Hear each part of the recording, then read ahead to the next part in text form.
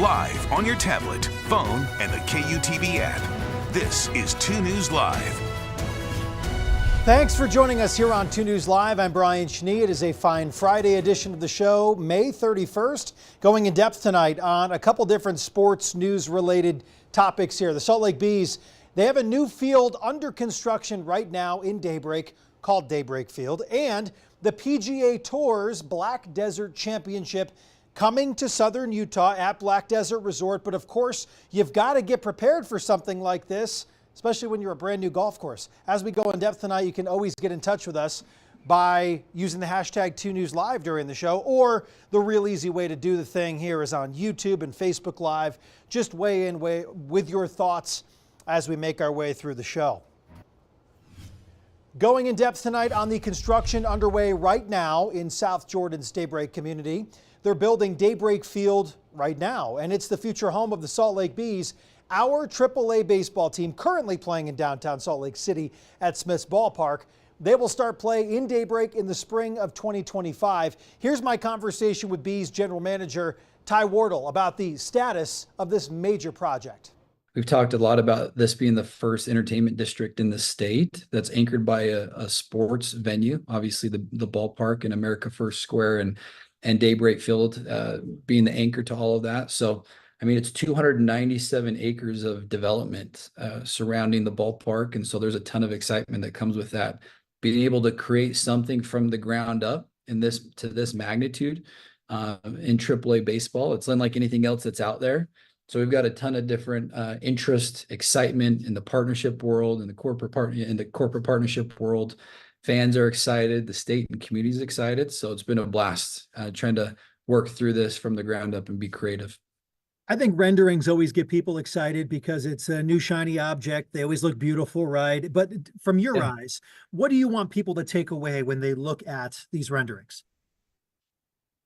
There's a lot. I mean, we talk a lot about Daybreak community and in South Jordan and what that is and what we want it to be for the community out there. And one of the phrases we use, it's a place that where we want people to live, work, and play.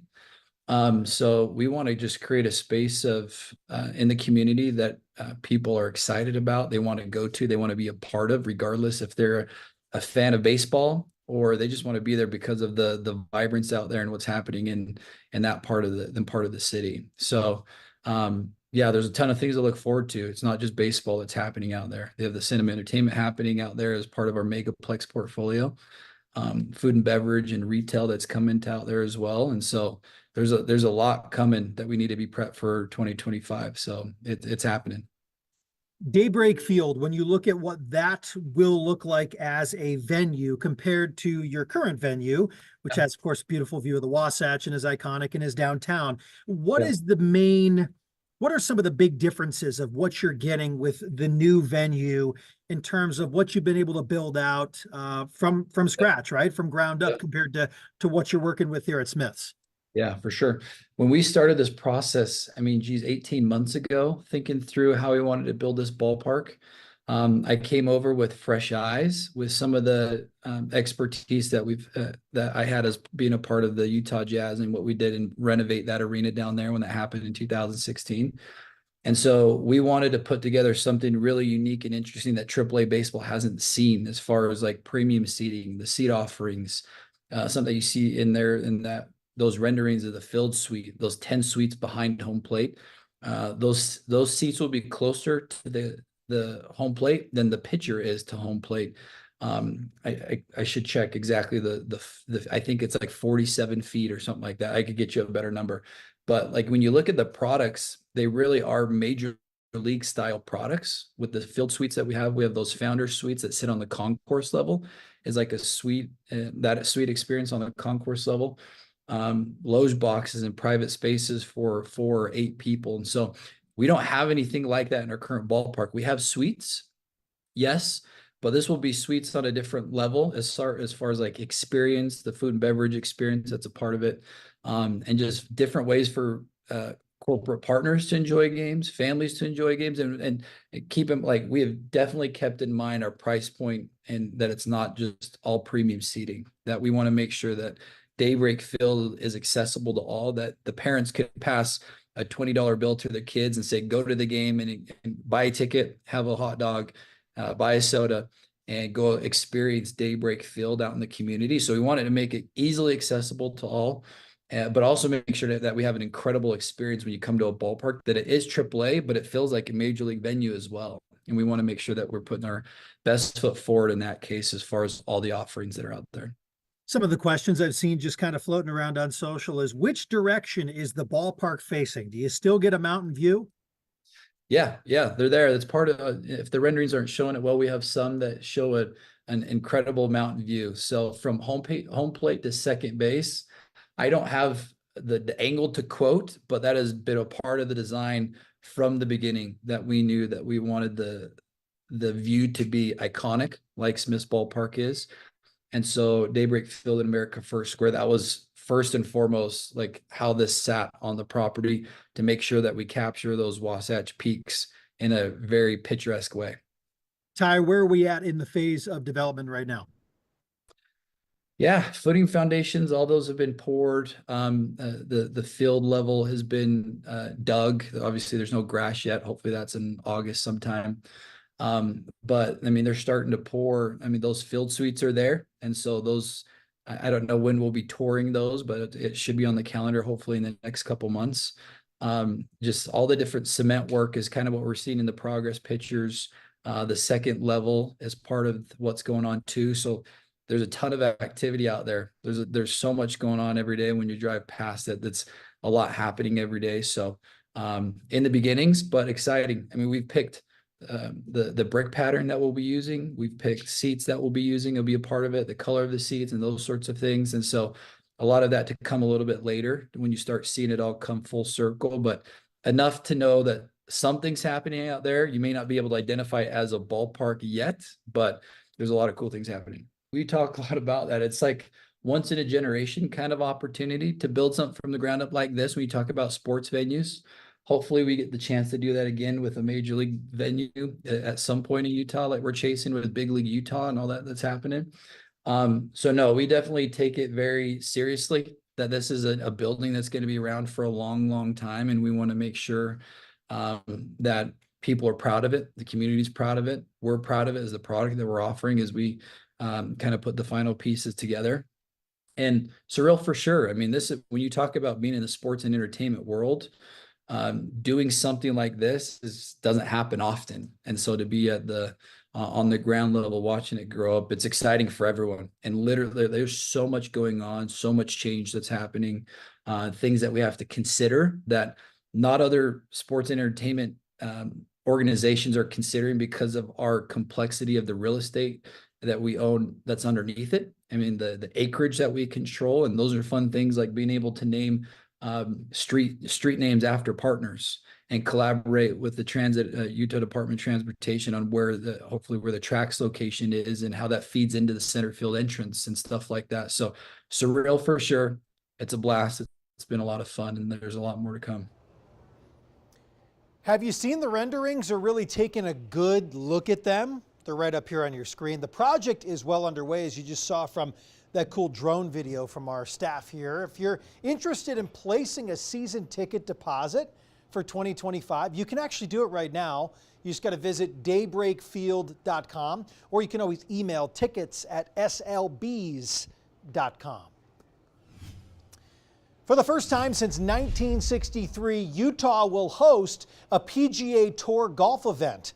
The Black Desert Championship, presented by Greater Zion, will take place at Black Desert Resort in Ivins, Utah, from October 9th to the 13th. Like the project that we just showed you in the Daybreak area, construction is still very much happening, but the golf course is open. Recently, I spoke with Patrick Manning at Black Desert about the phases of construction and the preparations underway for Utah to be on golf's biggest stage. We're a little too close to showtime, but we'll be fine. We'll be good. We've got a great tournament team that has a lot of tournament experience under their belts, and the PGA comes out about once every few weeks and checks on things, and they feel really good. And so I feel good. I feel good about how much we'll have ready of the resort. when the tournament gets here. And I feel really good about the quality of the tournament we're going to put on and all the excitement that we're hearing around the tournament itself. So what else needs to be done between now and then? I mean, but not July 1st, but what else needs to be done that is on that bucket list of goal items to complete before you get droves of people coming to the course? Well, we're building about 5,000 parking spaces. We're building roads and curb and gutter, and we're putting in all the anchoring for the 4-story and the 3-story structures, as well as the single level structures. It's just a ton. I don't know. We'd be here for an hour, me telling you all the stuff we got to have done between now and then that isn't done yet. Typically before a tournament, courses will reduce play and such. Have you had that conversation? What does that look like for how much time you're allowing in between public play to stop and the tournament to take place? Yeah, public play stops on September 17th, and the tournament starts essentially October 10th. So we'll be down for, not a month, but a few weeks. Have you had any indication into some of the folks that might be a part of the field on this tournament schedule this far out? Yeah, this is really, it's really early for them in their schedule. But because it's a new tournament, a lot of calling, inquiring, and there are, a good handful of top names. I don't think I want to name drop on that. It was awesome having Patrick Fishburne a few days on national television with Black Desert. We sponsored him, and he called me, and he said just the players were just asking him a million questions about Black Desert, because he'd been the only one that had played it. So obviously Patrick's a big one, and you got the exemption for another local, a golf star basically, which is really cool. And then you name out Tom Weiskopf Week, which is awesome with the city. So you've done a lot of really cool things tied to the local, but are there the potential for other local large names to be playing in this tournament, a la somebody who played quite well at the PGA Championship this weekend? Right. Let's just say there are. Yes, we're pretty optimistic on that. We had 2 non-qualifier exemptions, and Jadon Blake, who you were just mentioning, and then Weirzy will play in the tournament as well.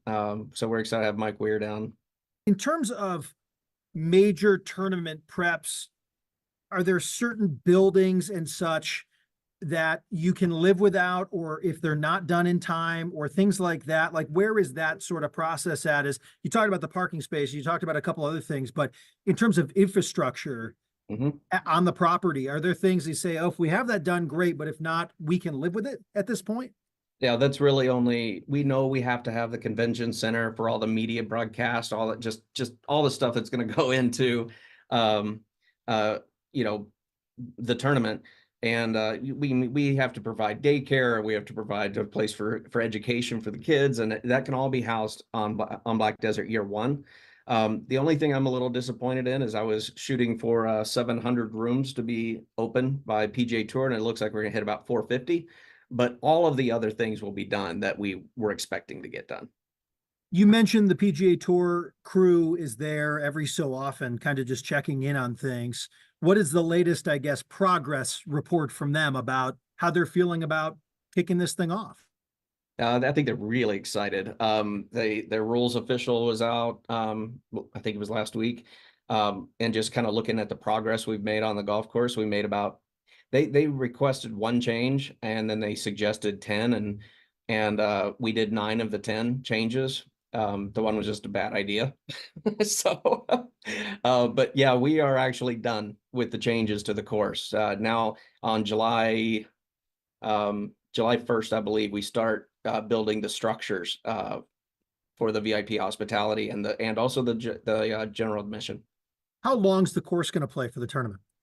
About 7,400 yards. What's the message to folks here that either live in that community or are just in St. George and really don't know what to expect in terms of the load of people coming here for this event? Well, there will be a load of people, that's for sure. We're expecting about 40,000 people to the PGA event. However, it's a lot different than what they're used to with the marathons, with Ironman, with Huntsman World Senior Games. There's road closures, especially with Ironman. Road closures everywhere. We will have none. We won't even close a lane.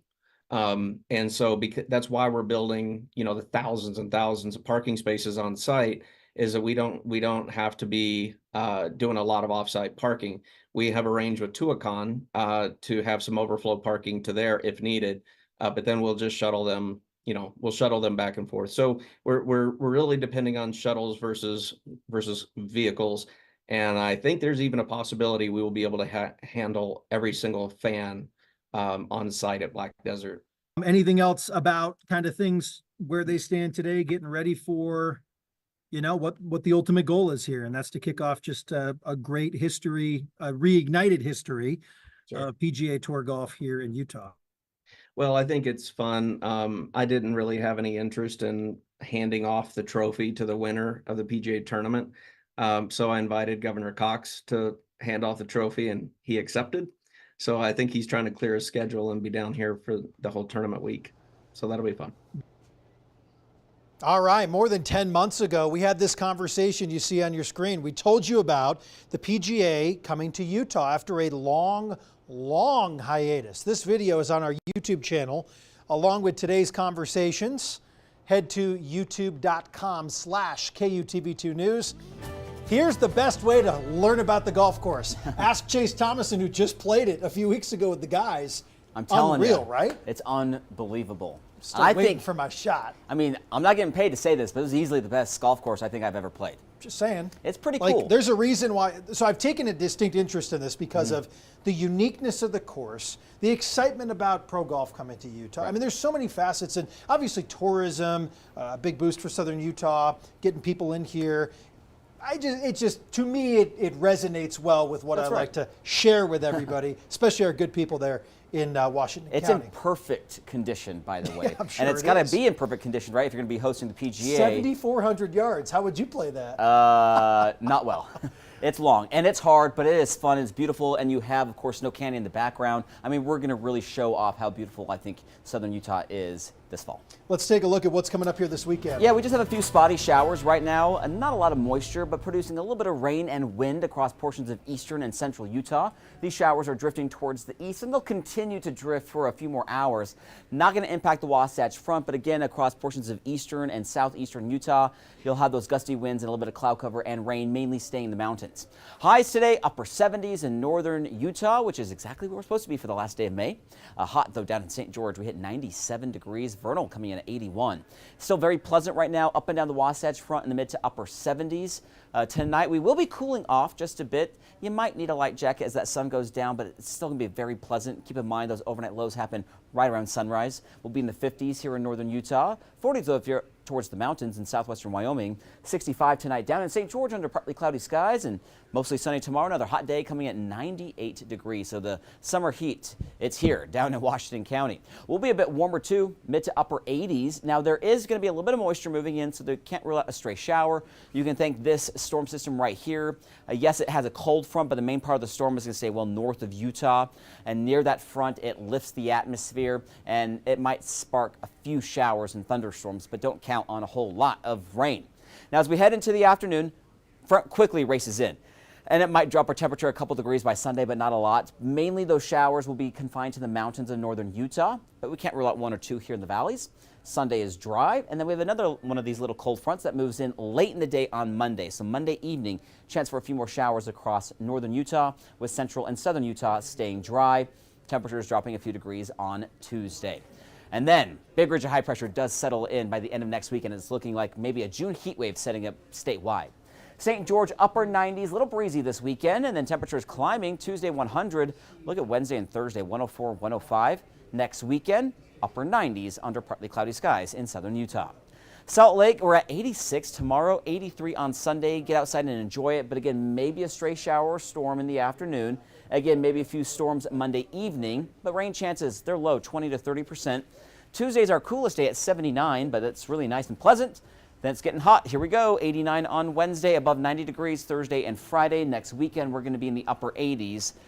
Generally pretty quiet. I know we have some storm chances there. We might see one or two, mainly just some gusty winds, I think. So nothing too big coming our way, which is pretty typical because it's June, and June is a pretty dry month here in Utah. Yeah, to be expected. Fire concerns kind of starts that. Yeah, it's starting down in possibility. southern Utah. We're Yep. still pretty green right now. There's still a lot of snow up in the mountains, but we're going to be melting a lot of that snow. You know, speaking of that, I did put a side-by-side today up on social because saw that. I love doing this because it's a time of year. Don't get me wrong, I know the answer to the question, Mm-hmm. but our good friends where I learned how to ski, Killington, Vermont, they've got like this much snow If that, left in yeah. the middle of one trail called Superstar. They do this every year. They try to ski into June on Superstar. They have no snow around it. Right. It's like one little spot here, enough to get a body down. Meanwhile, Just like I put up full a send. picture.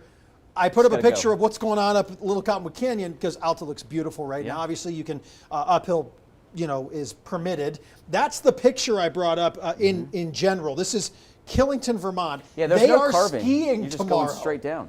Well, They who are is? skiing tomorrow. Who's they? The dedicated Yeah. skiers that are I'm out there curious who they are. to ski the beast. Do you have the second picture, by the way? If you scroll over, there you go. That's the one I included of There's obviously Alta. High Boy and everything. But Alta's closed. But I love doing the comparison, the side by side. Is they're hungry for it in the east. We got all this out here in Utah, but nope. We're all closed. Comes down to money. Remember to download our 2 News Weather app to know about changes in your neighborhood. Get updated forecast live radar right on your phone. The app is free to download. I like poking the bear this time of year because we've got so much still up high. But would you still be skiing right now if they were open? If I didn't have a 2-year-old that consumed the life, There you go. absolutely. But In if my I- mind, and I'm a if big I had the skier, abil- snowboarder, For right? sure. But we're in golf season. I right know now. it's changed. So it just but I changes. just love showing the visual of these guys are doing it up here. I wish we had the option, right? At least one lift. Be great. Go find some slush. Yeah, Have fun I know. on the weekend. There is a cost involved, of course. But anyway, food for thought for the weekend when you look at that beautiful Wasatch. Thanks for watching 2 News Live. Thanks for hanging out today. It's been a little bit. We'll see you next Monday to do it all over again at 5:30. Have a great weekend. Go outside and enjoy it. Be safe. All the good stuff. Take care.